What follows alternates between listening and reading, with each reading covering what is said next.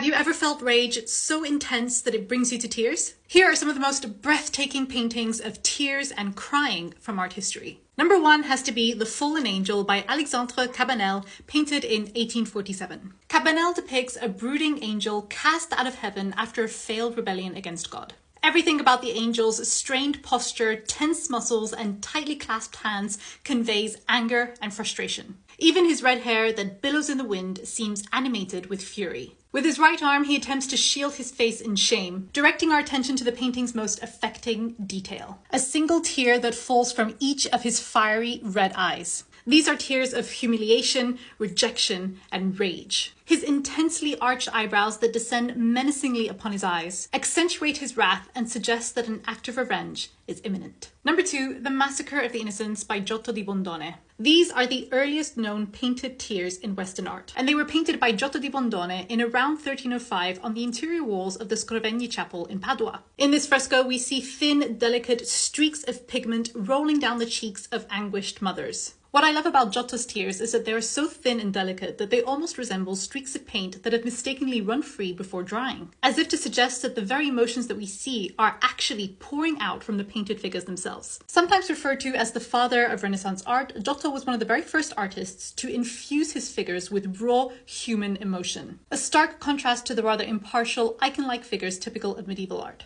Number three, The Pietà by William Adolphe Bouguereau.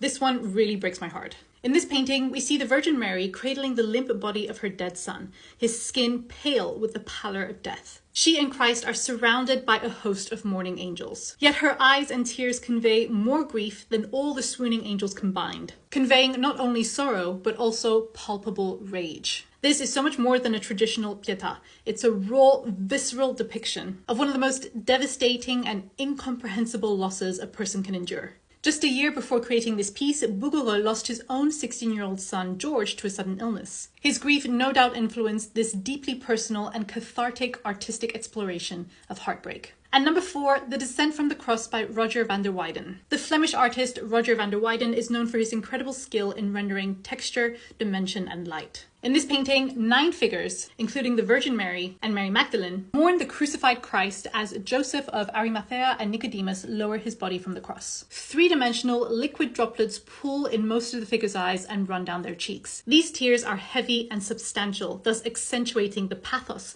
of the subject matter. They are also extremely mesmerizing to look at. Let me know if you'd like a part 2.